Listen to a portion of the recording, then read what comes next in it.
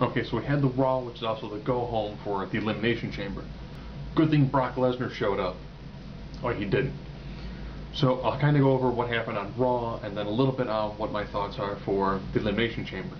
I didn't do a recap last week because I was in Cancun. My wife's not a big fan of me doing the recaps on the road. Actually, you can tell I'm also on the road. I am actually in Decatur, Alabama. So we'll go right through with this. The Great Khali took on Mark Henry. High point of the match, after Henry won, he did hit a World's Strongest Slam onto Hornswoggle. That alone kind of made it for the match. Jericho took on Daniel Bryan. In a match that would make you go, Chris Jericho took on Daniel Bryan. Nice, solid match, good, worked well. Of course, Jericho kind of got the win, which is fine. It makes sense to have those sorts of things kind of happen. But then you also have Daniel Bryan losing a couple of matches while heading into the Chamber. The team of Cena, Sheamus, and Ryback had their first real challenge of teamwork as they took on 3MB. To be honest, hasn't Ryback beaten all three of these guys by himself, same with Sheamus? So putting those three together against those three, it's kind of a waste of a match. Yes, we get it. These three guys would destroy those three guys. It could probably be me, Santino Marella, and Zack Ryder, and we could probably defeat 3MB in a match. Just saying. So that was kind of their precursor to the match with the Shield. Of course, the Shield did get to have a nice promo, saying that the problem with wrestling now is Cena, which is good. I'm looking forward to that match at the Chamber, because it should be very, very interesting.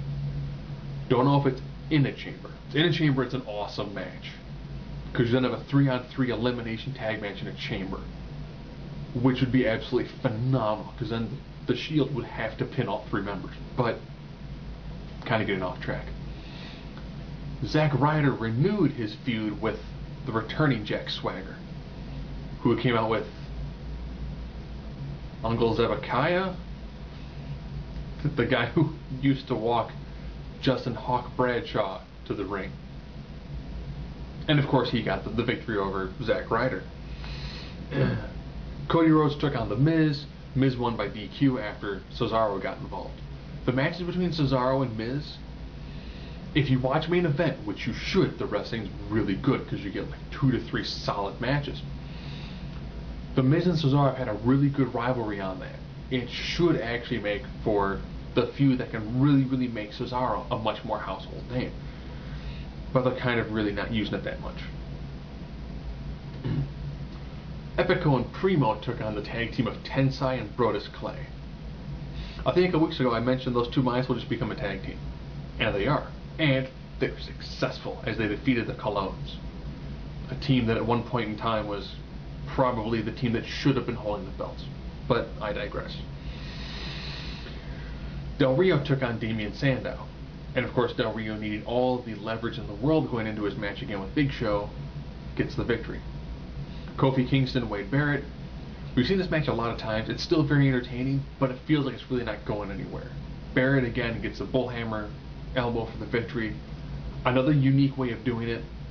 It's a good match, it's a solid match, but it really feels like Barrett is just biding his time until, I guess, after WrestleMania. And Kofi is going to be hitting that glass ceiling.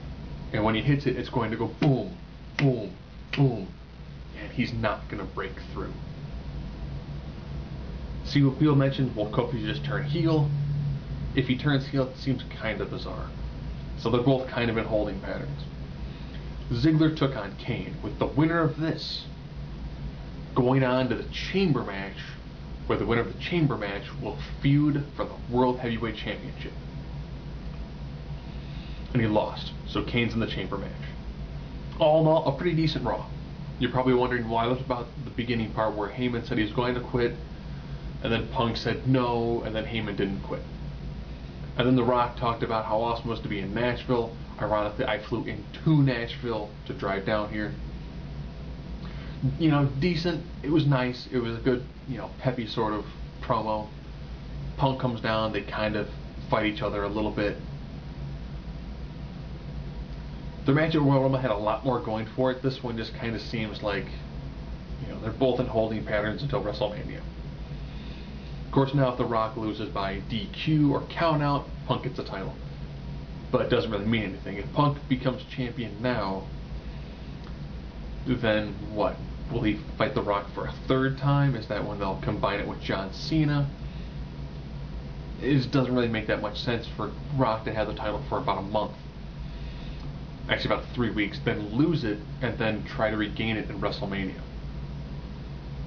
So overall, Raw was pretty good. It was a decent go-home show. So now I guess we'll talk about the Chamber itself. Show Del Rio. I don't see a reason for Show to hold the title. I don't. I think Del Rio holding that belt makes for a much better story. Ryback, Cena, Sheamus versus The Shield.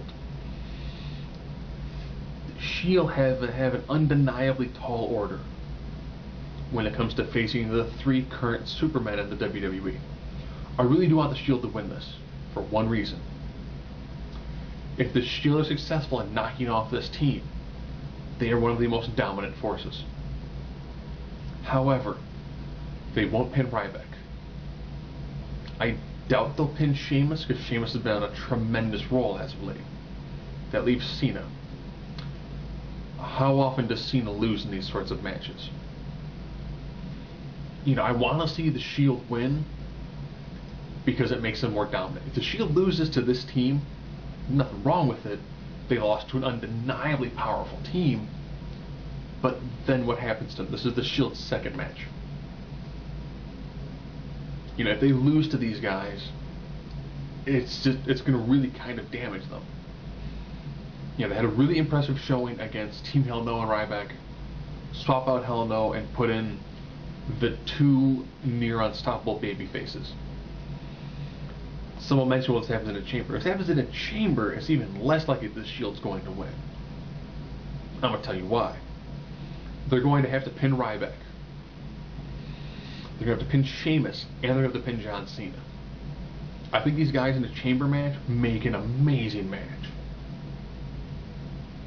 I'd like to see the Shield win, I just don't think it's going to happen. Rock and Punk. This rematch doesn't have anywhere near as much gravitas as their first encounter. So I don't see a reason why The Rock's going to lose this match. I don't. Now we got the Chamber for the match to take on the World Heavyweight Champion. Kane, Bryan, Orton, Mysterio, Swagger, Henry. This is going to lead to your breakdown of Kane and Daniel Bryan, which you're already starting to throw chips in the armor now, which works pretty well. Orton has been kind of circling for the better part of a year. I don't really picture him going on and doing anything huge in this match. He'll knock out a couple of guys, but I don't picture him being the guy to really take this. Mysterio, he's still kind of tagging with Sin Cara. When Sin Cara comes back, they'll probably tag again. Do I want to see Mysterio versus Del Rio at Mania? Not as much. Swagger, he's coming back and he's hot. He's really pushing more of a heel American gimmick. But then when he's taking on Del Rio, it would be like he's a JBL sort of character when JBL was chasing immigrants across the border, taking on a pseudo Eddie Guerrero.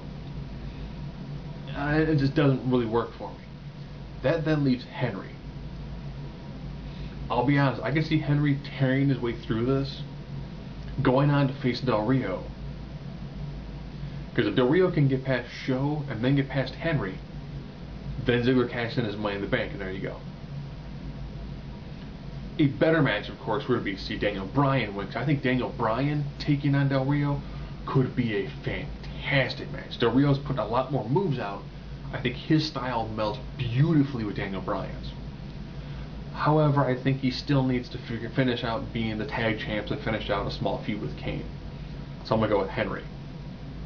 So from what I know from the Chamber, I picture no titles changing hands. I would love to see the Shield win, especially in a Chamber match, where they can use a 3-on-1 and everything up to their advantage. They actually can work on one guy, pound him, defeat him, have another guy come out, rinse and repeat. I think it's a much more impressive victory that way. And for the Chamber, I think that Henry makes for a better match with Del Rio for Ziggler to cash in. I think Bryan Del Rio makes for a absolutely phenomenal match.